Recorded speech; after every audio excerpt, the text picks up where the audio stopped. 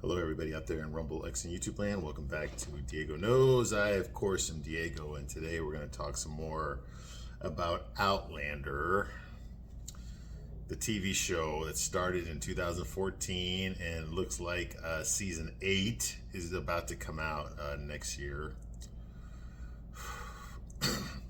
I don't get it so far, but I did say I was going to watch the whole episode, so I did. And I said I was going to review it. So that's what I'm doing right now. Okay, I'm fulfilling my word. Now, am I going to review the next 2 episodes? I have them. Don't really know if I want to. Okay, this has been a chore. Okay, this has been a chore.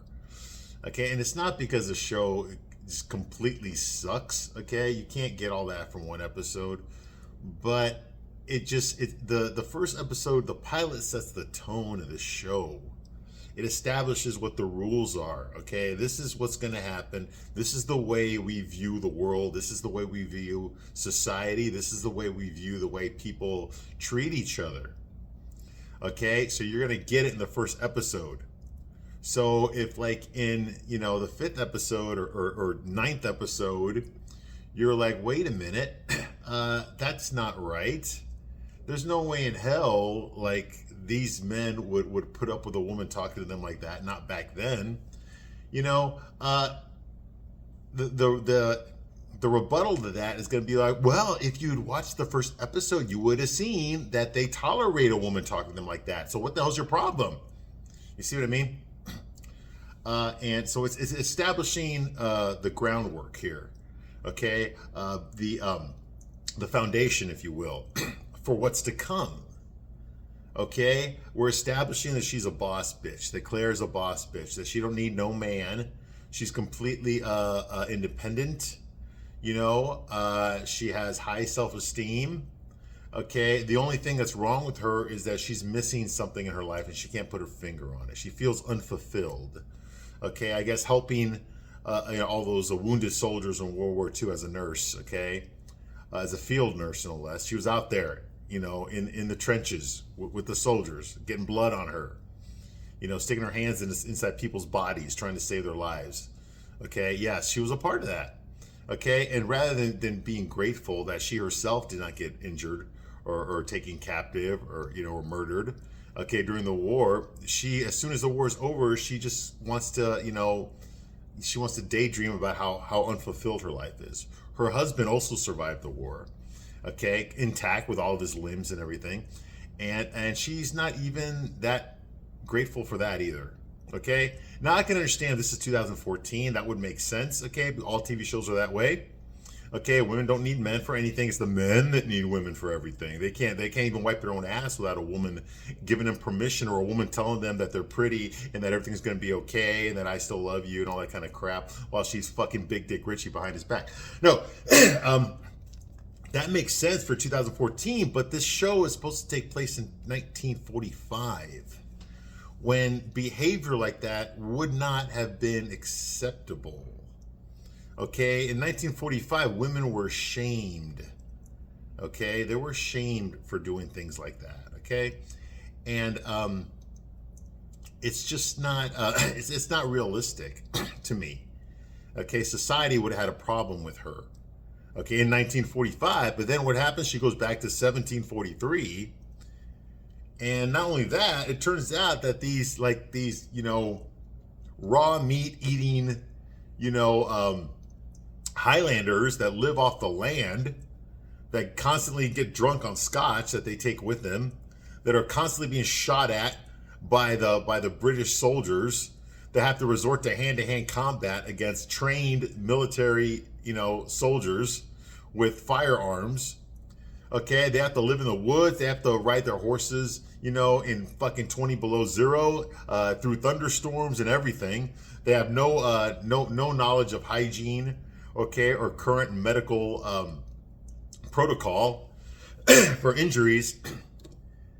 And you honestly think, and it turns out that these Scottish Highlanders are fucking feminists. We don't rape women here. We don't disrespect them. And if a woman disrespects us, we're just going to say, oh, well, maybe her husband should tan her hide. Otherwise, we will continue to put up with her disrespect. And we're not going to rape her. And we're not going to hurt her. And we're not going to hit her. Get the fuck out of here. Okay, Ripley don't believe that shit. But the show wants you to believe that. It clearly wants you to believe that the sophisticated British Empire from the 18th century, excuse me, personified by their leader, Captain Black Jack Randall, okay, you know, with his proper etiquette and everything, he's the rapist. He's the one that just, you know, is a psychopath, okay? But yet these Scottish Highlanders who live in fucking huts and have to kill their own animals for food, okay, they're all feminists. They respect their women.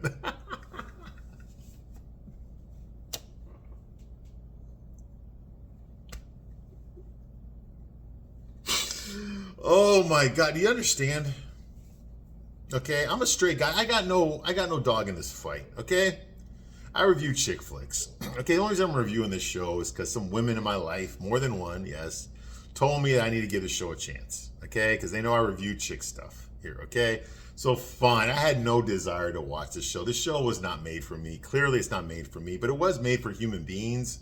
Okay, specifically for women, I get it. Okay, there's a lot of, you know, mid-level or unattractive women out there that fantasize about stuff like that, and they deserve their entertainment, and I get that. Nothing wrong with that. I'm not saying the show should be canceled or anything. No, it's got its viewers. Okay, but you know, if women want to believe that stuff like this could happen to them,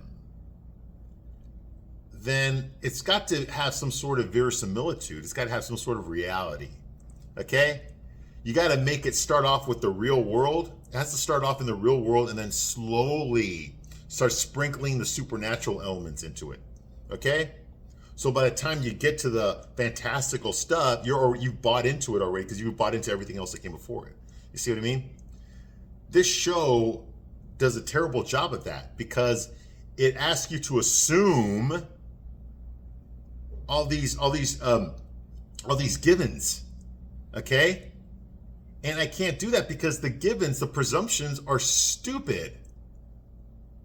It's stupid that, you know, like this show wants me to like Claire, to like Claire Randall, to look up to her as a role model, as a heroine, as this virtuous good character. But all she's shown me in 1945 is that she's a insufferable, stuck-up, fucking melancholy bitch. You see what I mean? And she represents all those traits that feminism loves. She has no fucking kids. She's a career woman. She's wealthy, so she don't need a man to take care of her financially. Okay? She acts like a man because she was raised by her uncle, who was an archaeologist.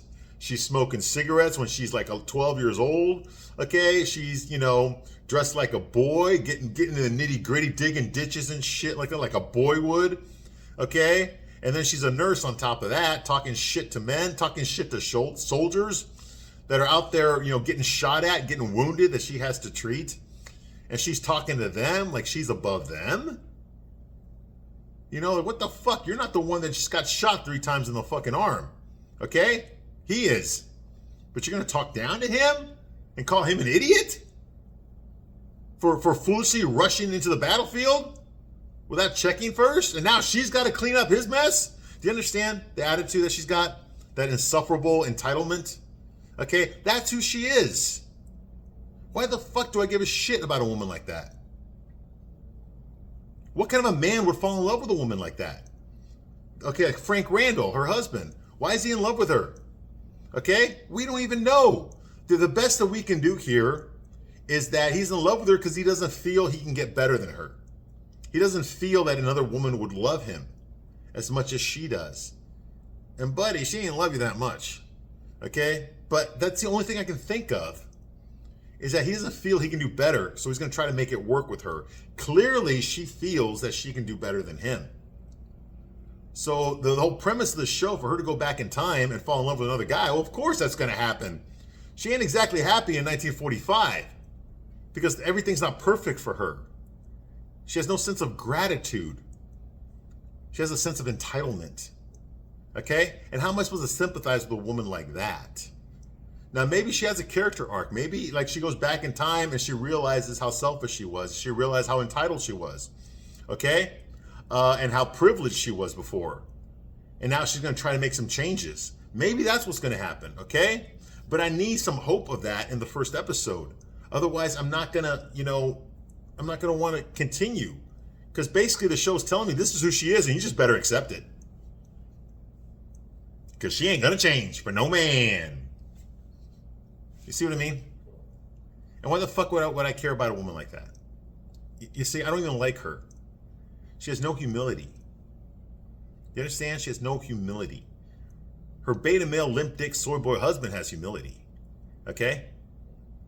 I mean, he asked his wife, "Did you cheat on me in the 5 years that we were apart during the war?" And she took offense to the question. But she never answered the question.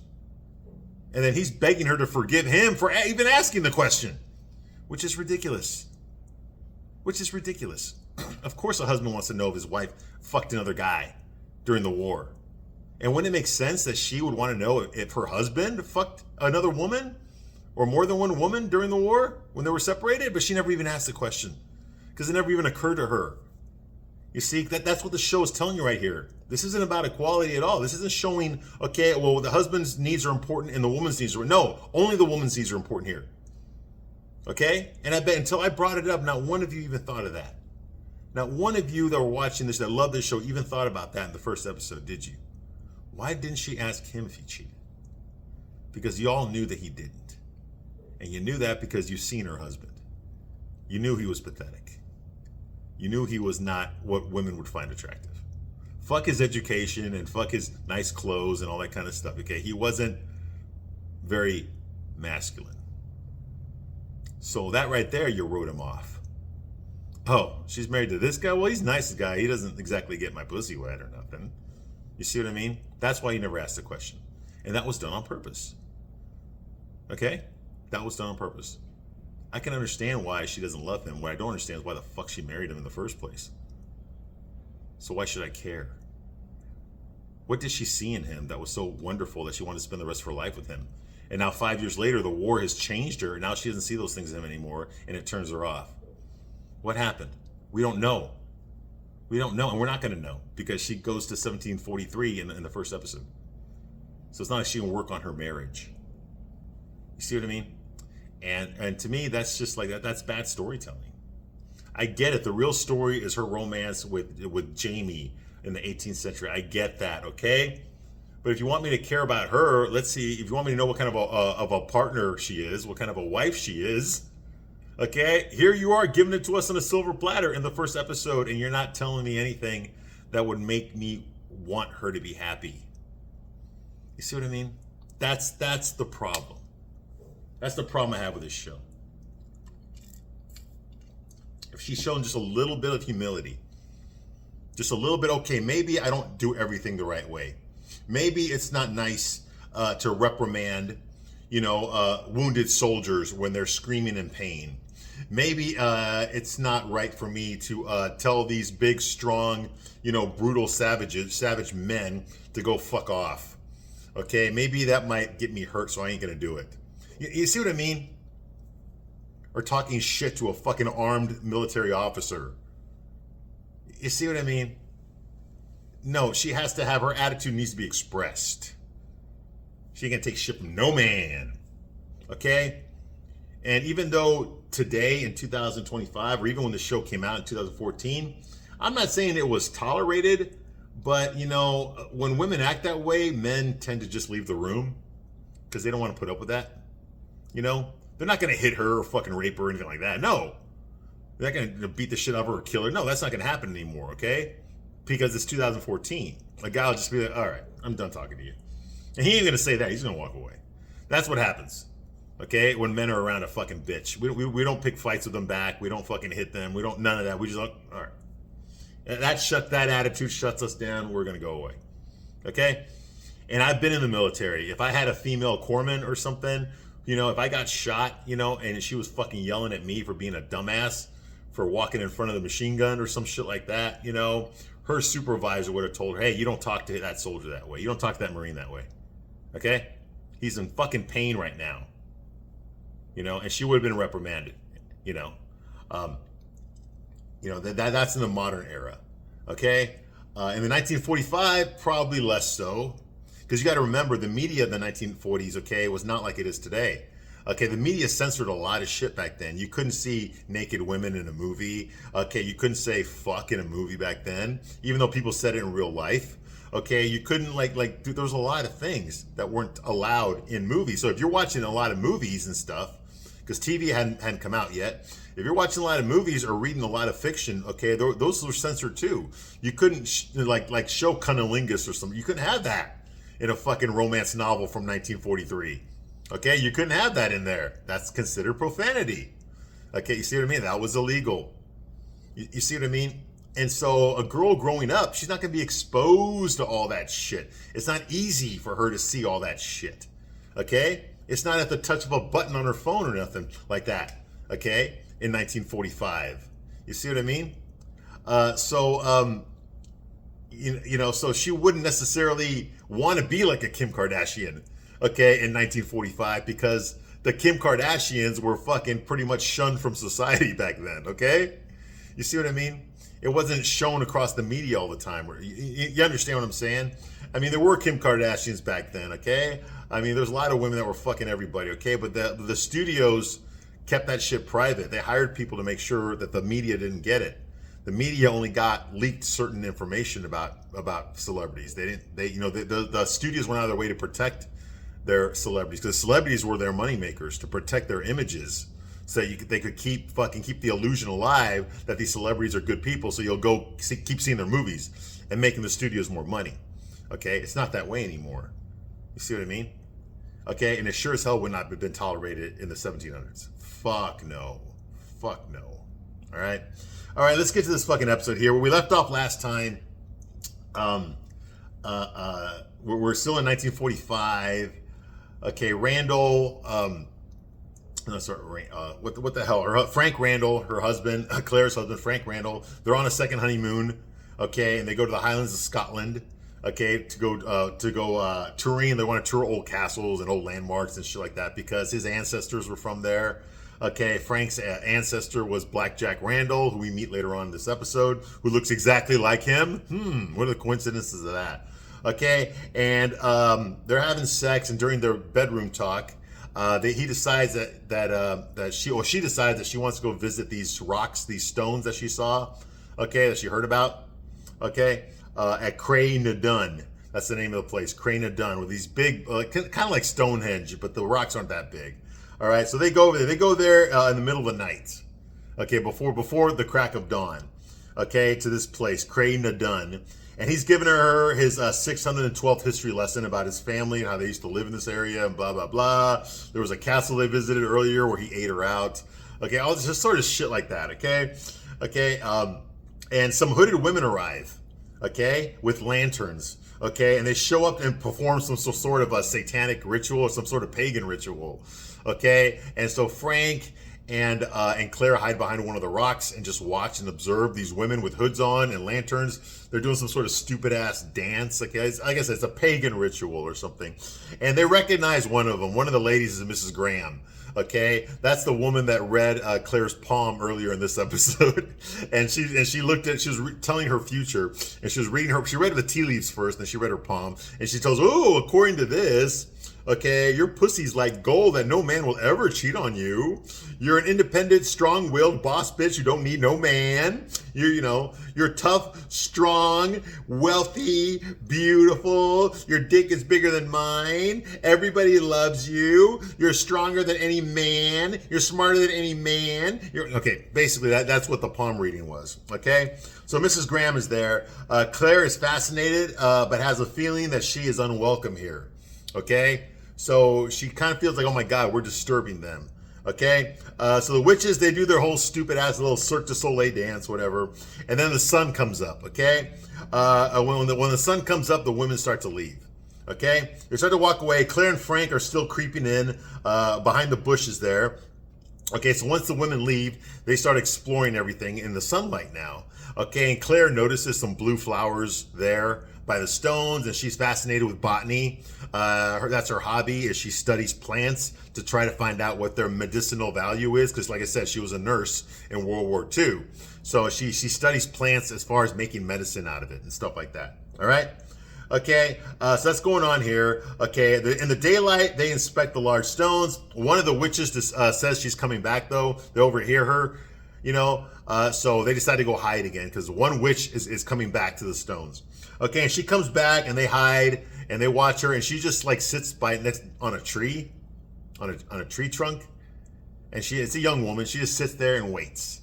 And so Frank and Claire decide, let's just leave her alone. Let's just go. Okay. So she just sits there and waits, okay? The next scene, we're back at the hotel room, okay, in Scotland, and Claire wants to go back to Cranadun. Okay, that's what she tells her husband. She wants to identify what kind of flower that was that she saw, that blue flower that she saw.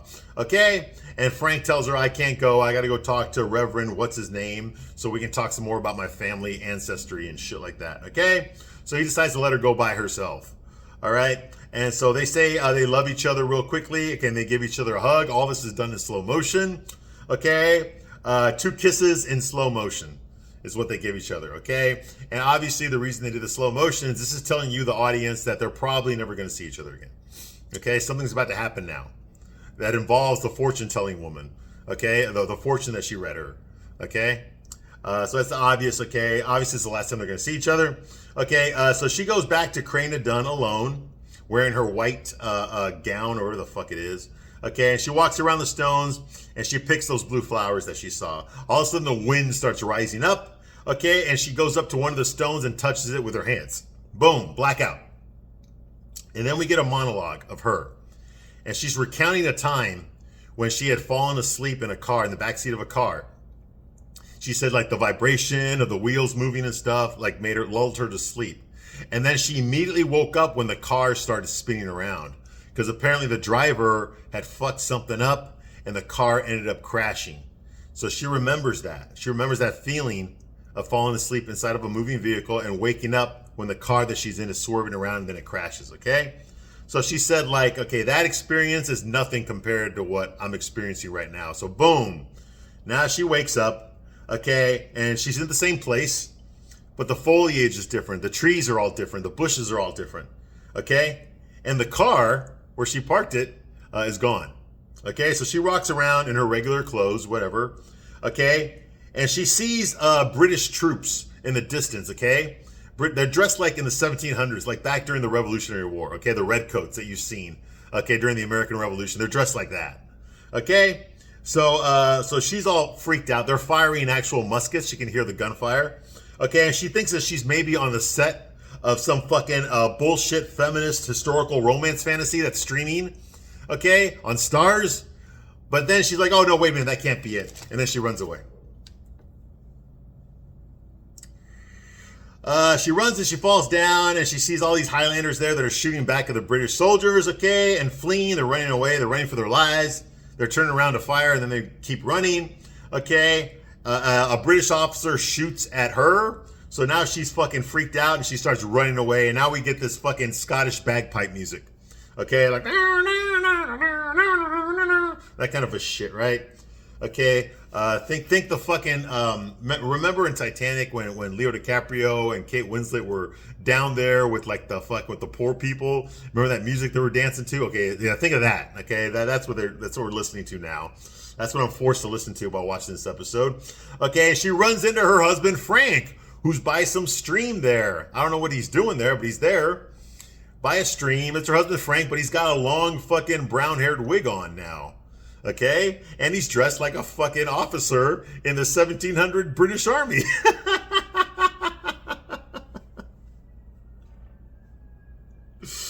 I mentioned this before. Think Dark Shadows. You ever watch Dark Shadows? Okay, the original show. You probably don't know what I'm talking about. It was a horror soap opera from the late 60s, early 70s, okay?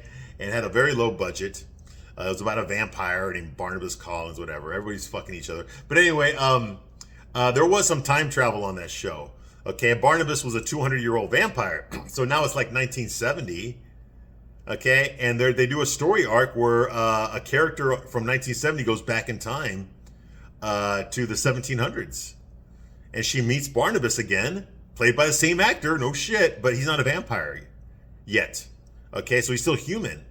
And she gets to meet all the other people that are in this town, in this house that she works in. And they all look exactly like people she knows from 1970. Because they're played by the same actors.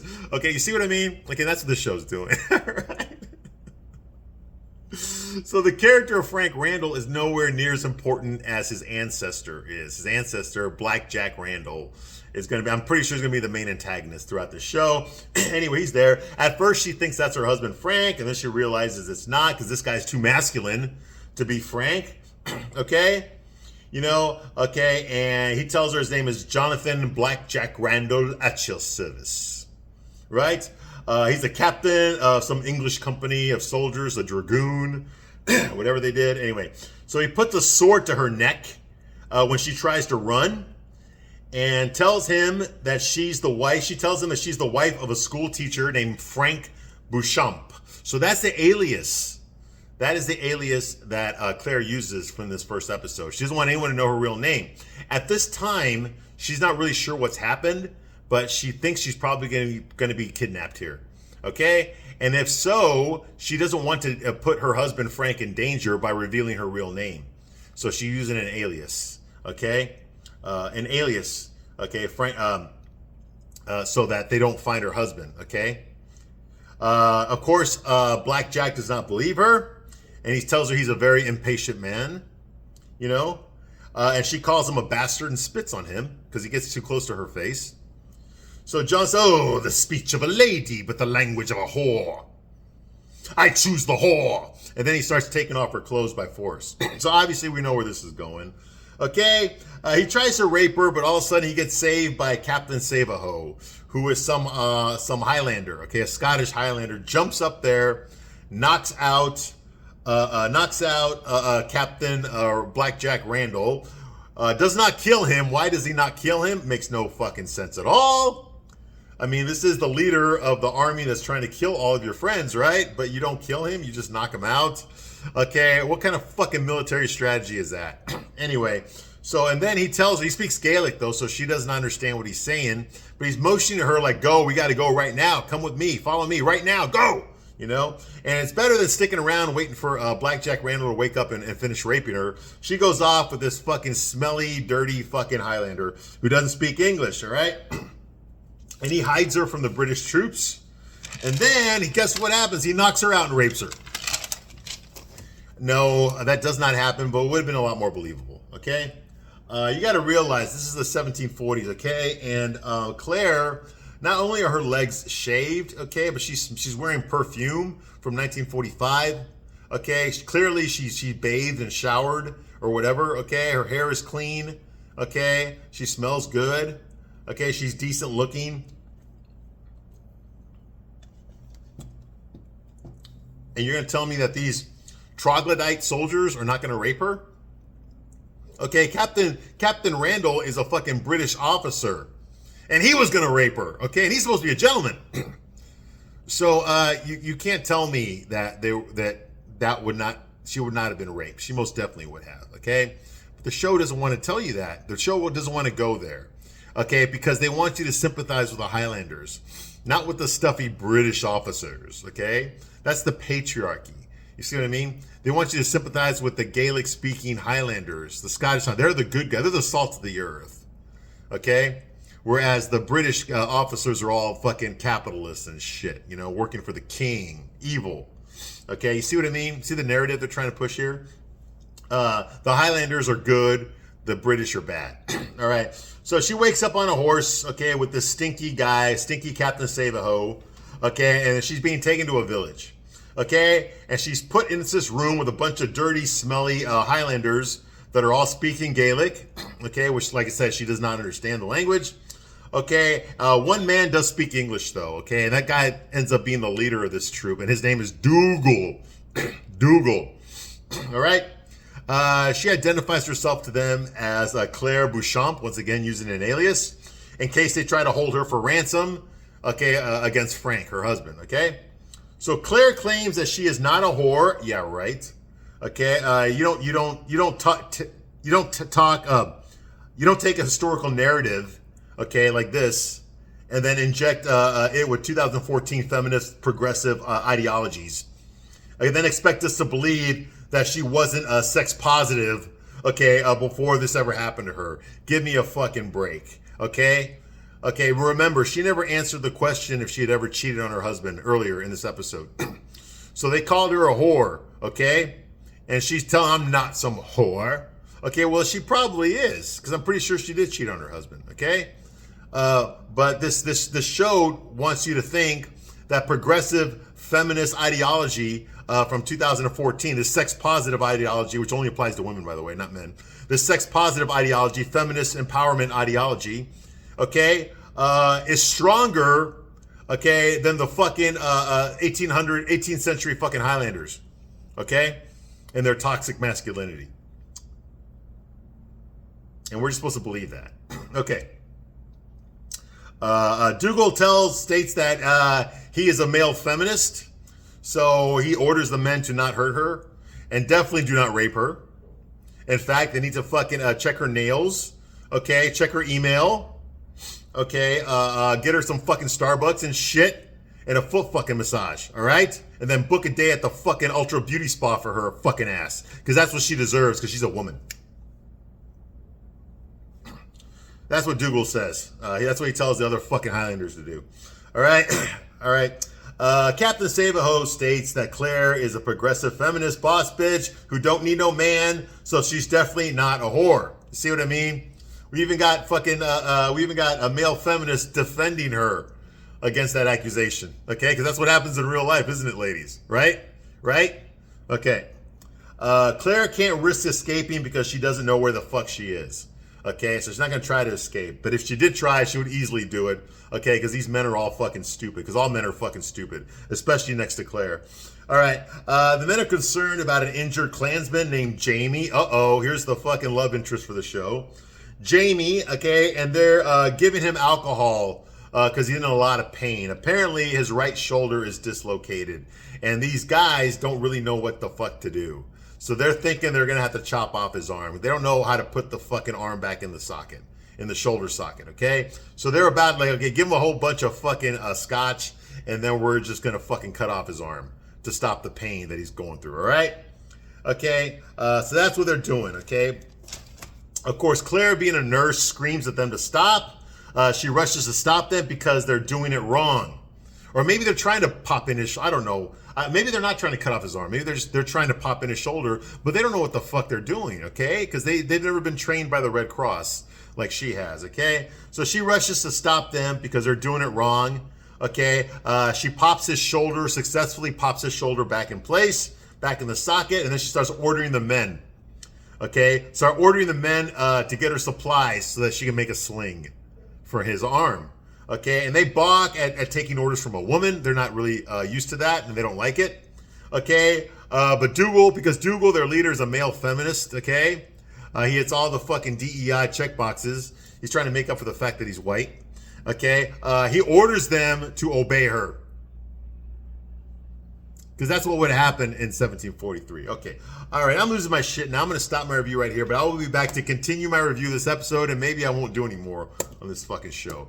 Okay, but I thank you for watching this long, and I will see you soon on the next one. Bye.